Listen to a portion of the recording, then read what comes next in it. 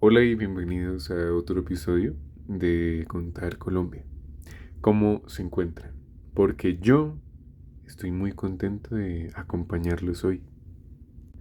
Vamos a recordar un poco del episodio pasado, pues discutimos sobre la encomienda. Es un proceso bien importante para la formación de lo que hoy es Colombia. Hablamos sobre el cacique y su figura ante la comunidad indígena, pero asimismo vimos cómo los españoles se aprovecharon de dicho símbolo cultural, tomando a las comunidades indígenas y obligándolas a trabajar. Pues hoy vamos a detenernos un poco más en la estructura de la encomienda. Y con estructura me refiero a su organización y composición. ¿Listo? Vamos a ver las funciones que desempeñaban las personas dentro de dichas sociedades. Y algo muy curioso es la forma en estas sociedades de ascensión social. Esta palabra, ascensión social, A-S-C-E-N-S-I-O-N, social, no es más que la manera por la cual una persona puede disponer de una mejor posición dentro de la sociedad.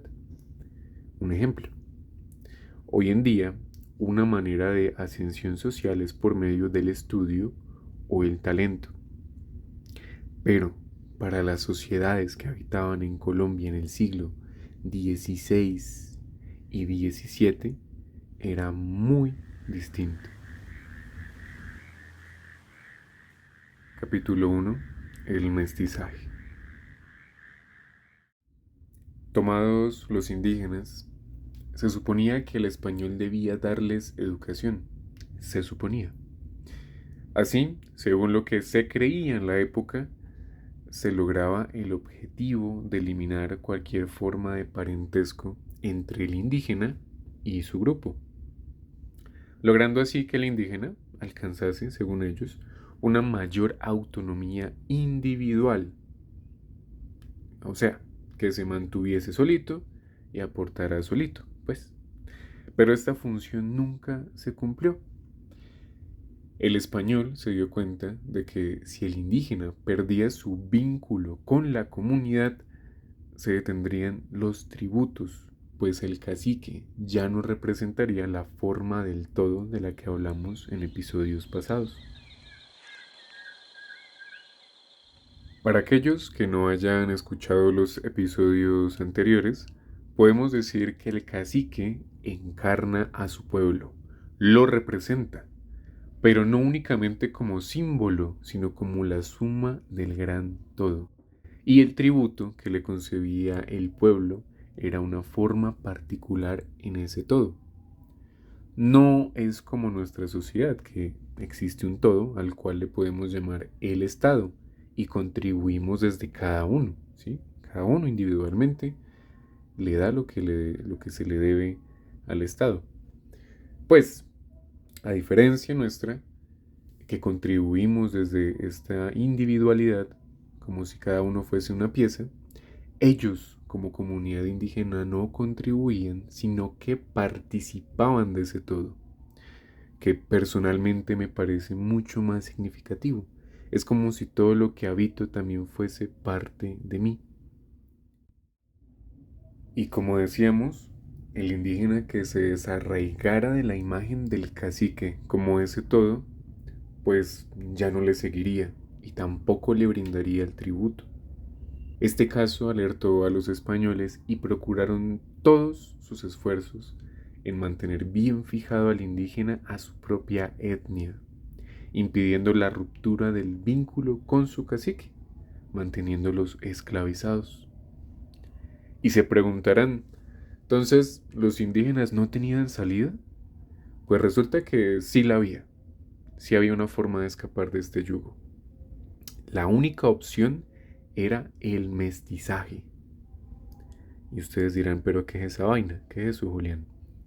Pues el mestizaje, a grandes rasgos, es la mezcla biológica y cultural de personas de diferentes grupos étnicos o regiones, que en este contexto significa que los hijos de indígenas y blancos o hijos de indios y mestizos podían escapar de ese yugo, ya que el hijo, producto del mestizaje, no obedecía al derecho y deber de la etnia. ¿Y cómo les parece que la corona española, se enteró del mestizaje que se estaba dando y quiso apoyarle a través de procesos legales? Pero resulta que para el encomendero esto no era muy bueno, no era muy chévere. Se dio cuenta de que podría poner en riesgo los tributos y el servicio gratuito de los indígenas, por lo que cada encomendero recomendó limitar el mestizaje. En otras palabras, si los indígenas se acababan como cultura, ya no tendrían ninguna mano de obra. Capítulo 2. La estructura de la encomienda. Las tareas que el cacique guiaba no se limitaban al pago de tributos, sino a tareas relacionadas con el transporte, servicios domésticos, minería, el transporte en grandes canoas o la preparación del suelo, como la siembra, el cuidado, la cosecha. Mejor dicho, las comunidades indígenas hacían de todo. Con todas estas actividades y el fruto de estas, el encomendero empezó a acumular riquezas, pero no solo él, sino las personas a su alrededor, que con el pasar de los años empezaron a crecer en número. Dice Guillén que eran antiguos soldados, mestizos y gente perdida, aquellos que rodeaban a este encomendero, a este primer español que llegó allí. Y todos, le rehuían al trabajo manual. No querían coger la pala, no querían trabajar, pues hoy en día no podríamos decirles más que perezosos. Pero bueno, al final, poco a poco, la población ociosa empezó a crecer y a crecer, y el tributo no era suficiente para mantenerles. Resulta que no solo tenemos al encomendero como una figura dentro de la sociedad, sino que en aquella época pisaban tierras algunos curas. Hoy en día les llamamos curas doctrineros, o al menos así le dice Guillén, que también se dedicaban a la cristianización. Estos personajes fueron cruciales para mantener el yugo indígena, pues generaban que el encomendero ganara poder simbólico junto al mismo cacique. Y me encantaría leer textualmente lo que dice Guillén en este caso. Abro comillas. El cura doctrinero, además, va moldeando lentamente, sin destruirlo, el sentimiento indígena de que la lealtad mágica es la garantía de la supervivencia. Bajo símbolos cristianos se mantiene el culto a la obediencia ritual, reforzando la autoridad del cura y el cacique. Este último viendo legitimada su antigua posición por una nueva y prestigiosa actitud religiosa. Cierro comillas. Por lo anterior, el cacique termina inmerso en el juego de poder español, constituyéndose como pieza fundamental, no solo para satisfacer la entrega de los tributos, sino para impulsar la mita. Y como les iba diciendo, los ociosos empezaron a expandirse. Esas comunidades, esas personas que rodeaban al encomendero, les vamos a decir los ociosos, no querían trabajar. Todos ellos empezaron a expandirse y el tributo no fue suficiente. Pues bueno, con la mita encontraron la respuesta.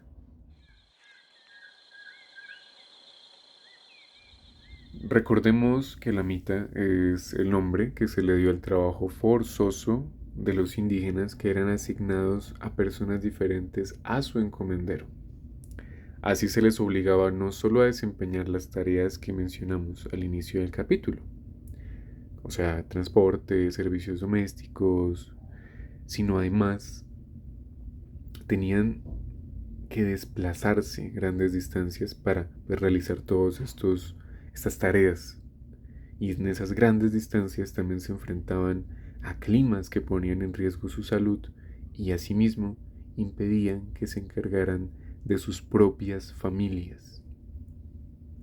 Con estos trabajos adicionales, las familias y personas allegadas al encomendero pudieron darse una vida bien cómoda. Como ejemplo de la mita, Guillén menciona que se utilizó para la navegación del río Magdalena, para trabajar las minas de la Montuosa en Santander y para dar servicio a los mineros ricos del Chocó y del Popayán.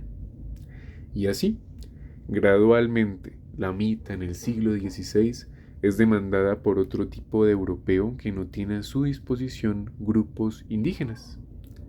Estos colonos no encomenderos requirieron la mano de obra indígena, pues según estos no podían sustentarse si no era posible dicho servicio. O sea, hace que los indígenas hicieran las tareas manuales.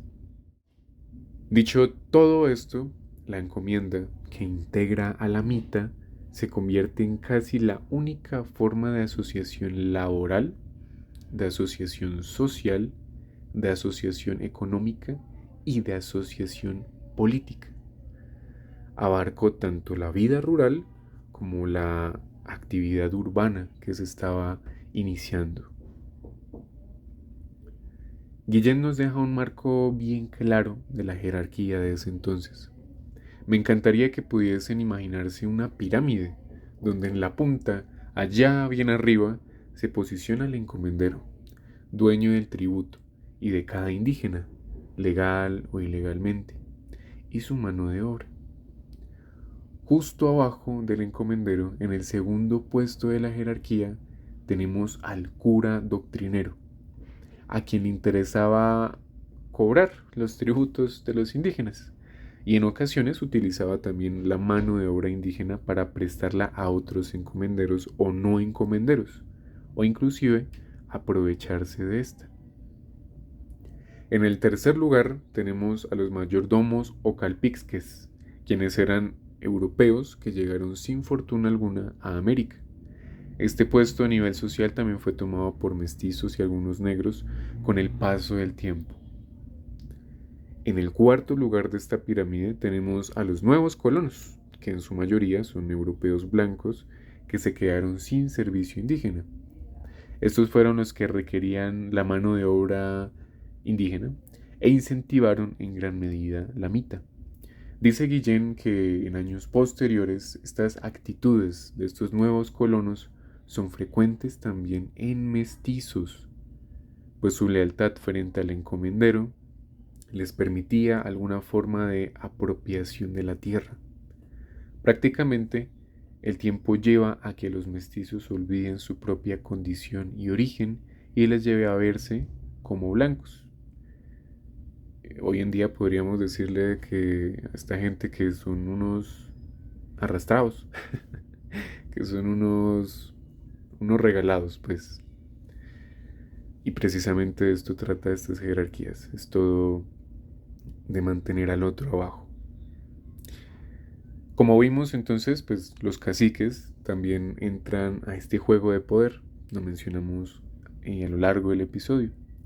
Y estos constituyen el quinto lugar en esta jerarquía, pues se aprovechan individualmente de su autoridad para alcanzar prestigio, poder y riqueza. Ya de penúltimo en esta pirámide tenemos a los pequeños funcionarios gubernamentales, que eran veedores, tesoreros, alguaciles, corregidores de indios y notarios. Y pues no eran más que cómplices y aliados de los encomenderos, ya que estos ofrecían su influencia a nivel gubernamental, y eran no más que cómplices, pues a cambio de tierras y del trabajo indígena le daban cierto poder al encomendero. Y así pues prácticamente el encomendero, aunque no tiene alguna autoridad legal, termina influyendo en procesos locales y en la ocupación de más territorios. El encomendero es entonces la autoridad máxima prácticamente, y teniendo debajo a cada uno de estas personas mantiene su dominio.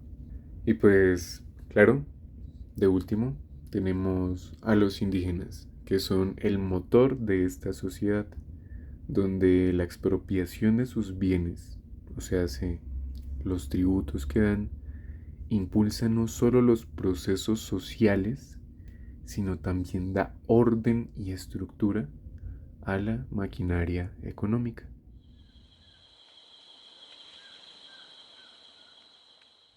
Ay, amigos, ¿qué podemos decir?